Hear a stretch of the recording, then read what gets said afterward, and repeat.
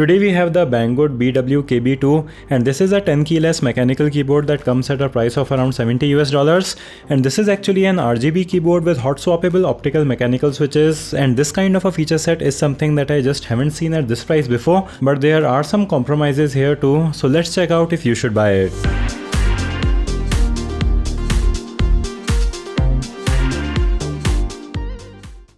Inside the box, you get the keyboard with some papers, a Type-C cable to connect it, and you get a keycap remover along with a key switch remover. The KB2 has a very basic and compact design, which I don't mind, and while the keyboard is mostly made of plastic, the switches are inserted on a metal base plate with a brushed metal finish, which adds at least some character to this. The perky RGB lighting is nice to have on this keyboard.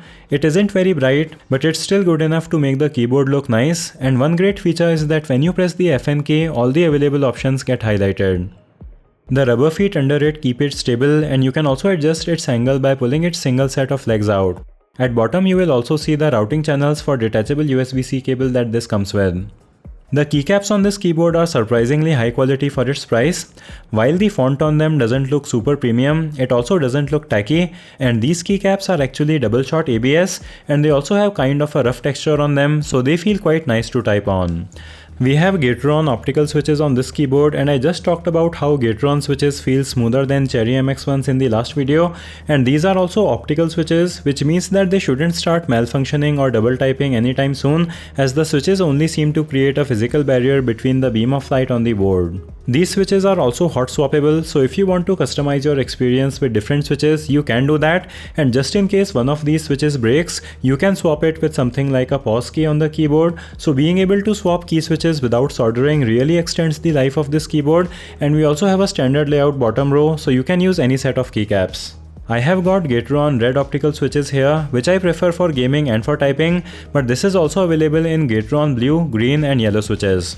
The Gateron red linear switches have lower actuation force than Cherry MX, but I did get quickly used to that, so the keys do feel very nice to type on.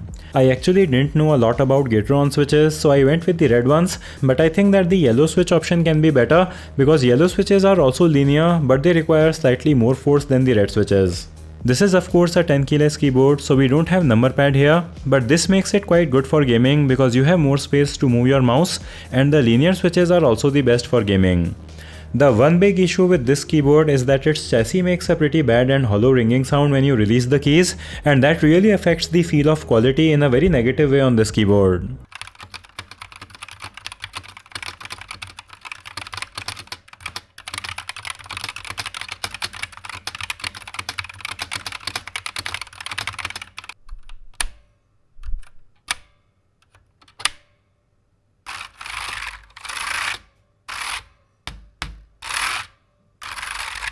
Your hands do feel quite good while typing on this keyboard, and even its stabilizers are good, but your ears will definitely tell you that this is a budget keyboard.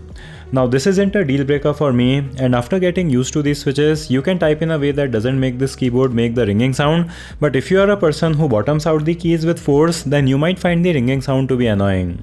But we do have many media controls on this for volume and playback, along with some other shortcuts for launching the calculator and other things.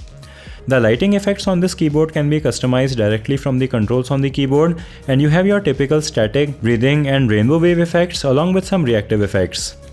But for more advanced customization, the keyboard also comes with a software that is actually quite decent for something like this. You can use it to easily customize the lighting effects on this keyboard, and you can change the functions of different keys and can even assign different macros to them. You can actually also assign macros directly on the keyboard without needing the software, which is pretty advanced, and the keyboard also supports different profiles which you can switch between. And I think that it also has onboard memory. So overall, the Blitzwolf KB2 is a really great keyboard for its price with plenty of features, along with hot swappable optical mechanical key switches that you just don't see in this price range. The one big issue with it is that the chassis of this keyboard isn't amazing, and it makes a lot of noises when you type, with some ringing noises that can make this keyboard feel a bit on the cheaper side. But if you can just ignore its sound, the typing experience is very nice on this, and it also has other good features like plenty of media controls and even a decently good software. So with all of that in mind, I think that this can be a really good purchase. So I'll have links to buy this in the video description. Let me know if you liked the keyboard in the comments. Thumbs up if you liked the video, subscribe with bell. Thanks for watching, and I'll see you in the next one.